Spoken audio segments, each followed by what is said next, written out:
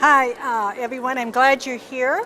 And I just want to explain a little bit about our group. We're a group of artists. We're called Sazwax, which stands for Southern Arizona Wax. And we all got started in this group in 2009. And we're a chapter of an international encaustic artist organization, which is international. All of the United States and different countries, and there are now 440 some members and 16 chapters, and we have an Encausticon or a conference every year in a different place. So in 2012 it was in San Antonio, and last year it was in Santa Fe. And first of all, also, I want to thank Lynn Davis and the JCC for hosting this event, because she came to us a year ago and heard about our wax, and being that their new year, the Rosh Hashanah, is all about honey and having a sweet new year, and she says, oh, wouldn't it be great if we coincided your wax with our new year? And then we also are promoting the idea of saving the bees, because they are distressed right now. And so they've done a series of films we've got the case over there full of the information about the wax and the bees.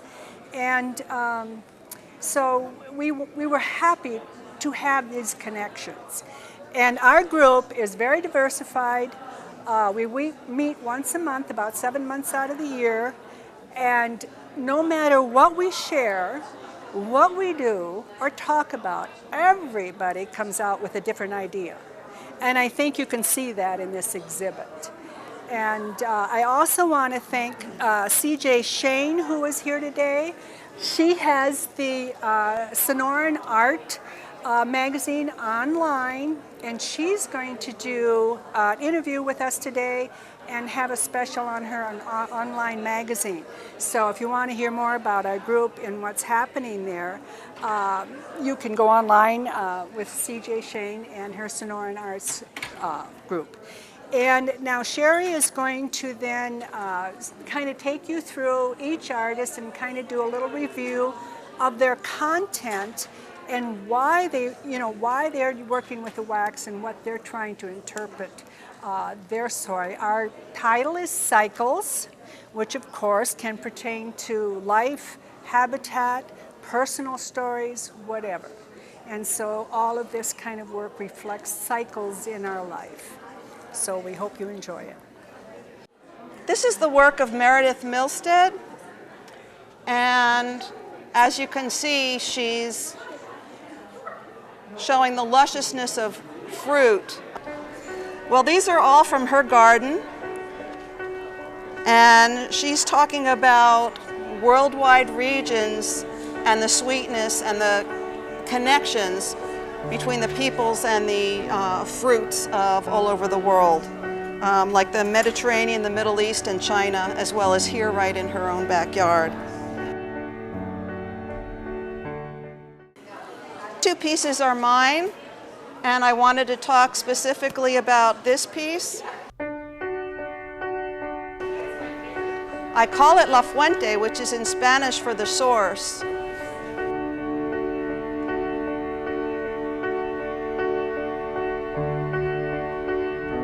Does anybody want to offer up an interpretation that they get from it, or an emotion, or a reaction? Corn is the source of life in Latin America, basically, so it really speaks to that to me. That's exactly what I had in mind, Mimi. Yes, in the 16th century Popol Vuh, the Mayans in Guatemala talk about corn being the source of mankind. And so, yes, that's what I am trying to convey here. This group of pieces is by Mary Jean Gallivan.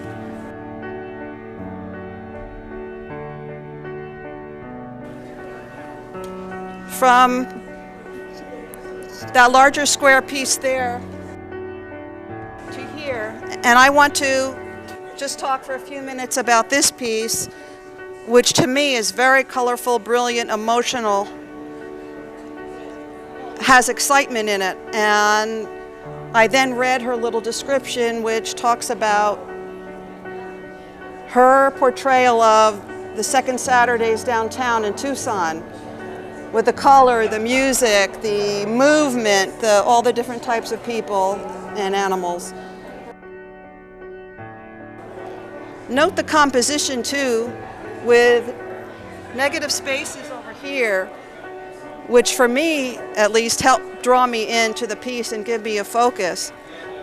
Also the various sizes of the people give me a very big depth of field.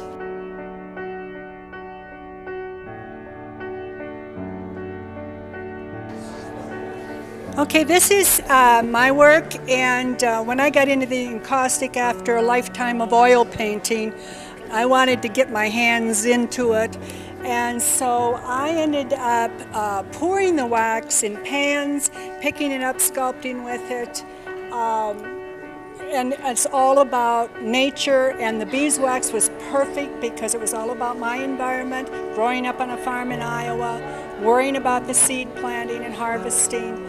And it's also about adapting, how habitat is adapting to our culture. We have to adapt to their culture, and we're both changing because of it. So a lot of the series I do is all about the habitat and that changing phenomena that is going on worldwide, and that we have to be very aware of that. So I try to play with the wax, I push it, I try to see what else I can do with it. So it kind of keeps changing, but my whole content and idea about the wax and the bees is at the forefront. So thank you.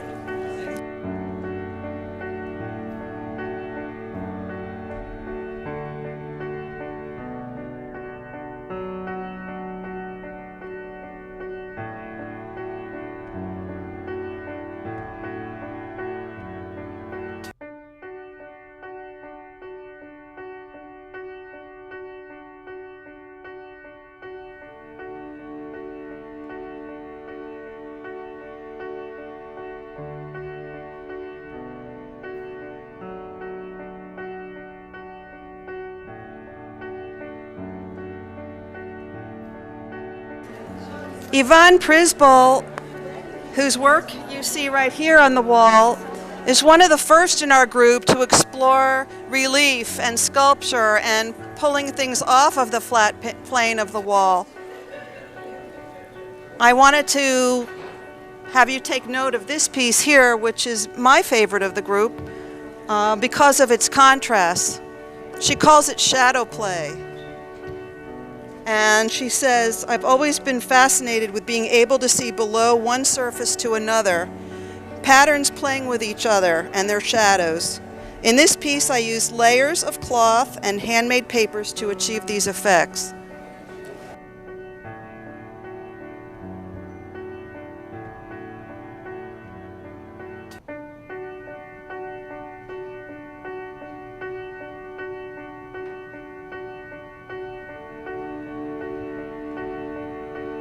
Carmen Williams, in her series here, is playing with various different techniques.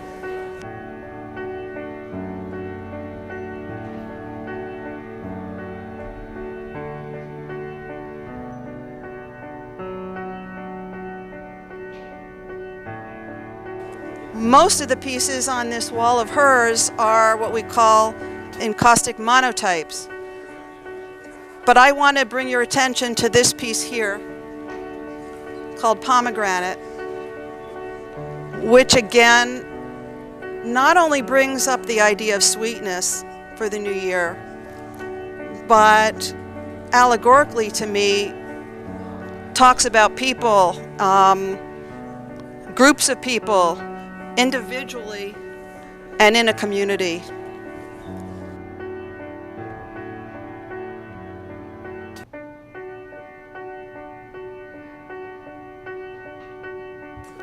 This is the work of Susan Matefarina, and you can get a real sense by looking at her groupings of work that she's extremely involved with nature and looking. And many people, many of us, we walk through our lives and our outdoors and we don't notice what we're walking through or what we're looking at. Susan forces us to pay attention to these detritus of nature and brings it to the forefront, and also talks about the idea of recycling and paying attention, being good citizens.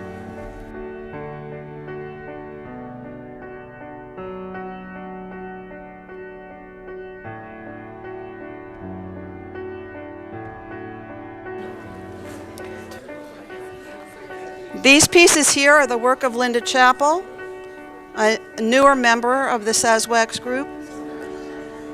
I hadn't seen her work before this exhibit, and I immediately see indigenous symbols, totem ideas, combination of nature, animal life, and people, and I know she is trying to point out personality characteristics of people that relate to animals. In this particular instance, in this third piece, the bear.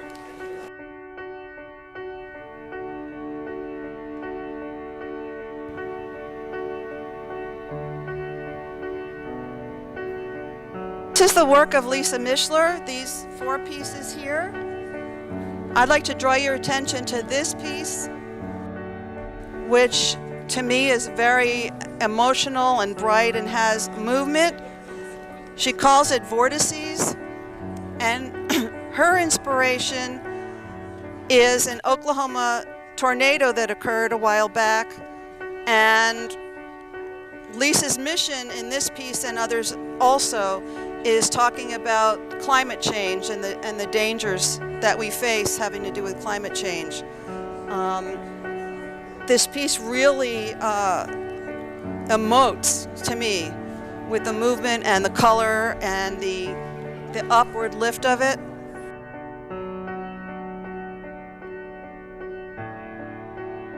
For your information, has some information from the botanical gardens about the bees and the dangers that they face, as well as an artist named Greg Corman's work, whose piece is right here and is actually a home for the bees, of 3 different species of bees like to make their home in that piece of wood. There are holes on the side.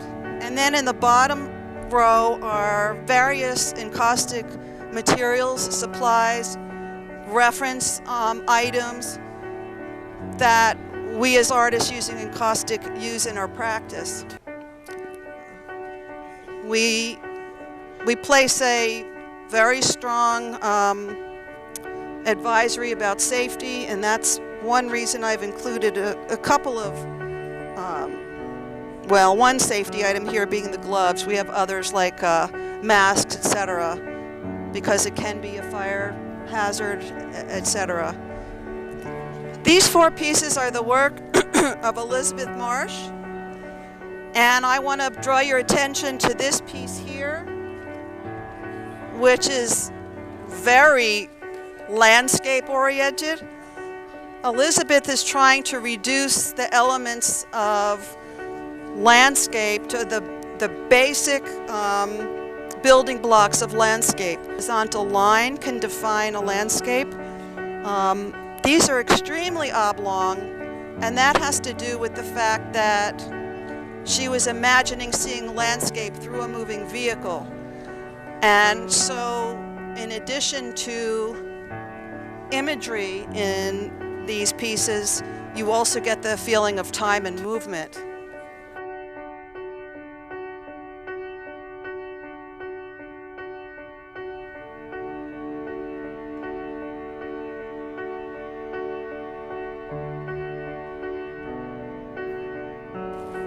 And these are Margie Pye's pieces, last but not least. She is another artist who talks about nature a lot, but Margie is combining ideas about nature with ideas about the human soul and personality. If you look at this centerpiece here, which she calls Look Within, it's a double play about an actual natural landscape with reflections, as well as the idea of reflecting upon yourself and looking within. Her pieces are somewhat autobiographical, and in this center line here, where you see the wires, the vertical wires, she's talking about an individual who is slightly caged and not allowing that self-reflection completely.